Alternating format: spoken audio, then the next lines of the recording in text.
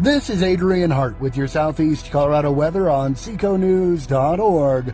We're watching the high winds hit the Southeast Colorado plains today. The National Weather Service office out of Pueblo, of course, issuing that red flag warning for the Southeast Colorado area, including Crowley County, Otero County, the La Junta area, the Western Comanche Grasslands, Eastern Los Animas County, including Pinion County, Canyon, Kiowa County, including Eads, Bent County, including Los Animas, Browers County, and Lamar, Baca County, including Springfield, and the Eastern Comanche Grasslands. It's going on till 6 p.m. this evening.